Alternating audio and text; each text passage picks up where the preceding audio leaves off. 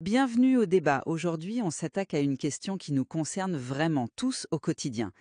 Comment est-ce qu'on sécurise notre vie numérique?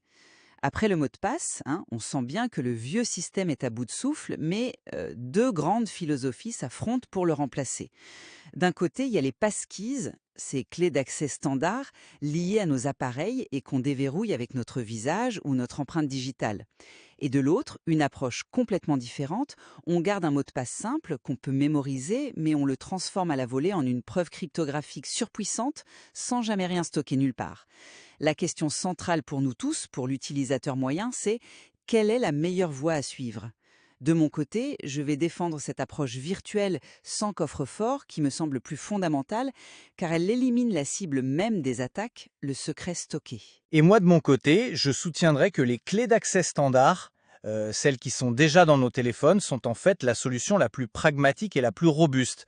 Elles sont conçues pour contrer la plus grande vulnérabilité qui existe, nous-mêmes, l'erreur humaine. C'est intéressant que vous parliez d'erreur humaine parce que je pense que l'erreur fondamentale vient plutôt des concepteurs de systèmes. Depuis 50 ans, en cybersécurité, on construit des forteresses de plus en plus hautes pour protéger un trésor. Des bases de données de mots de passe, des fichiers de clés secrètes. Mais l'histoire nous montre que toutes les forteresses finissent par tomber. L'approche que je défends, elle, renverse complètement la table. Le principe est simple, et s'il n'y avait pas de trésor à voler? Imaginez une seconde que la clé de votre maison n'existe pas physiquement. Elle est créée par magie au moment précis où vous touchez la poignée, uniquement pour vous. Et puis elle se dissout en poussière une seconde plus tard. Un cambrioleur qui force la porte ne trouvera jamais de clé à copier. C'est ça une architecture sans coffre-fort. On part d'un mot de passe simple, mais on y ajoute votre signature comportementale, et notamment la biométrie de la frappe. Attendez juste une seconde. Biométrie de la frappe, ça peut sembler un peu abstrait pour beaucoup de gens. Qu'est-ce que ça signifie concrètement? Très bonne question. En fait, il ne s'agit pas de ce que vous tapez, mais de comment vous le tapez. Le rythme entre chaque lettre, la durée d'appui sur une touche, la vitesse globale, tout ça, ça dessine une sorte de signature rythmique qui vous est propre, presque aussi unique que votre écriture manuscrite, mais bien plus difficile à imiter pour une machine. Le système combine votre mot de passe et cette signature pour reconstruire la clé cryptographique à chaque connexion. Rien n'est jamais stocké. Si un pirate s'introduit dans les serveurs, il repart les mains vides. Je vois l'élégance intellectuelle du concept, vraiment. Mais je crains que cela ne résolve le mauvais problème. L'ensemble de l'industrie, de Google à Apple, ne se dirige pas vers un avenir sans mot de passe par hasard. C'est parce que la menace numéro 1 pour Madame et Monsieur Tout-le-Monde, ce n'est pas un hacker de génie qui dérobe une base de données. C'est un simple email de hameçonnage, le fameux phishing. Il exploite notre inattention, pas une faille technique. Or, les clés d'accès standard, elles, sont immunisées contre ça, par conception. Basées sur la cryptographie à clé publique, elles lient votre identité au site web légitime. Même si vous êtes trompé et que vous essayez de vous connecter sur un faux site, ça ne marchera tout simplement pas. La clé privée, elle, ne quitte jamais votre appareil. Elle est bien à l'abri dans son enclave matérielle. Justement, parlons-en de cette enclave matérielle. Pour nos auditeurs, on peut dire que c'est une sorte de coffre-fort numérique, une zone ultra sécurisée qui est directement gravée dans la puce du téléphone, n'est-ce pas, Horus? Exactement. C'est une forteresse miniature conçue pour être inviolable de l'extérieur. C'est là que réside la clé, et c'est ce qui la rend si sûre. Mais l'approche que vous décrivez, même si elle est astucieuse, conserve un mot de passe mémorisable. Elle maintient donc en vie le maillon faible originel, celui qu'on essaye désespérément d'éradiquer. Qu'est-ce qui empêche un pirate de créer un faux site et de vous convaincre d'y taper ce fameux mot de passe? Votre biométrie de frappe ne vous sauvera pas si vous donnez le secret de base aux mauvais interlocuteurs. Oui, mais là on oublie un aspect crucial de la menace. Vous vous focalisez sur le hameçonnage individuel, qui est certes un problème grave. Mais la menace la plus dévastatrice, c'est le vol de secrets en masse. Votre enclave est peut-être un bon coffre-fort, mais elle est dans un téléphone qui, lui, peut être entièrement compromis par un logiciel malveillant. Et si l'appareil est compromis, la clé peut potentiellement être utilisée par le malware. Dans notre modèle, même si un attaquant prend le contrôle total de votre machine et observe tout ce que vous faites, il ne capture qu'une clé éphémère, inutile une seconde plus tard. Il n'y a rien à exfiltrer, rien à stocker pour une attaque future. La surface d'attaque est volontairement réduite à zéro. Je comprends l'argument, mais dans la pratique, pour l'utilisateur lambda, c'est une menace assez théorique.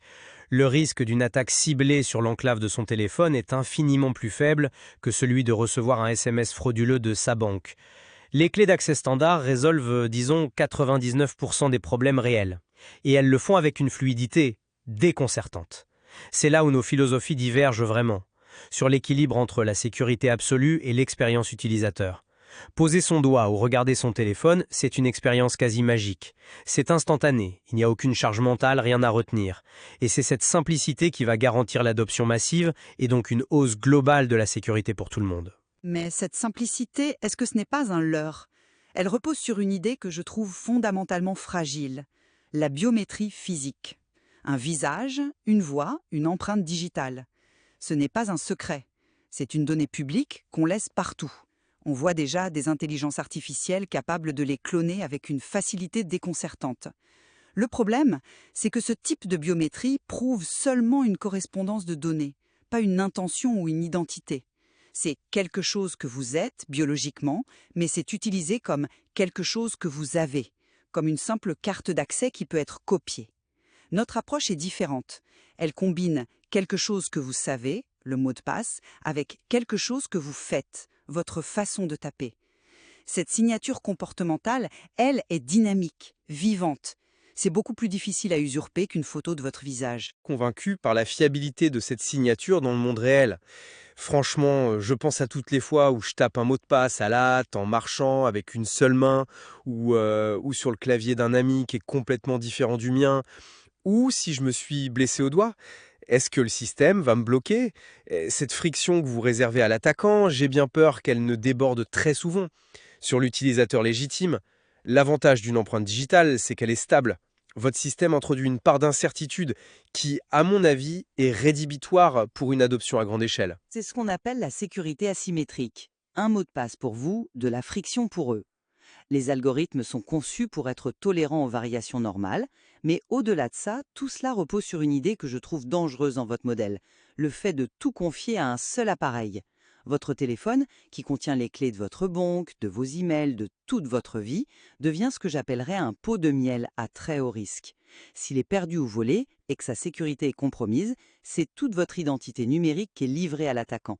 C'est le fameux point de défaillance unique. Ah, je m'attendais à cet argument, mais il ne tient pas vraiment la route, car l'écosystème des clés d'accès a été pensé dès le départ pour la redondance. Vos clés ne sont pas prisonnières d'un seul appareil. Elles sont synchronisées de manière sécurisée dans le cloud de votre fournisseur, que ce soit Apple, Google ou un autre. Si vous perdez votre téléphone, ce n'est pas la fin du monde. Vous prenez votre ordinateur portable, votre tablette, et vous avez toujours accès à tout. Vous pouvez même révoquer l'accès de l'appareil perdu. L'unique point de défaillance dans toute cette histoire, c'est notre cerveau. C'est la mémoire et la discipline humaine, c'est ça que les clés d'accès éliminent. Votre système, en s'accrochant à un mot de passe mémorisable, perpétue cette dépendance à notre propre faillibilité. En somme, ma conviction est que la sécurité la plus robuste est celle qui part du principe que la brèche est inévitable.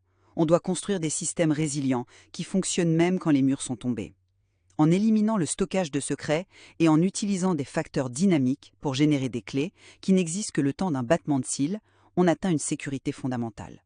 La meilleure défense, ce n'est pas une forteresse plus haute, c'est l'absence de trésors à l'intérieur. Pour ma part, je reste convaincu que la meilleure sécurité est celle que les gens utilisent réellement. Et pour cela, il faut une simplicité et une fiabilité à toute épreuve.